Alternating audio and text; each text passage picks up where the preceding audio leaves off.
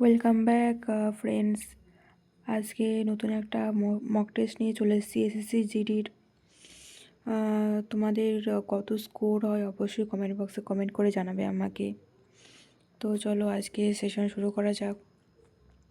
ভারতের মুখ্য নির্বাচন কমিশনারকে নিয়োগ করেন প্রেসিডেন্ট অফ ইন্ডিয়া।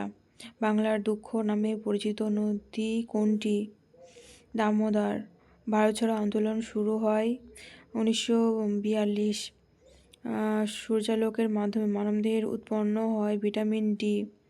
ভারতের দীর্ঘতম স্থল সীমান্ত রয়েছে বাংলাদেশ।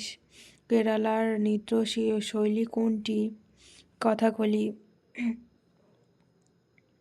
সংবিধানের জনক কে? ভারতীয় সংবিধানের জনক কে? Doctor B.R.. আম্বেদকর। শ্বাস প্রশ্বাসের জন্য অপরিহার্য গ্যাস হলো oxygen. Reserve bank of India প্রতিষ্ঠিত হয় 1935। লাল গ্রহ নামে পরিচিত মার্স। করো বা মরো স্লোগান দেন মহাত্মা গান্ধী। নেপালের মুদ্রা কি? রুপি। ভারতের দীর্ঘতম উপকূল রয়েছে গুজরাট। মানবদেহের রক্ত পরিশোধন করে কিডনি। ভারতের প্রথম প্রধানমন্ত্রী হলো জওহরলাল নেহেরু। আলোর উৎসব বলা হয় দিওয়ালি।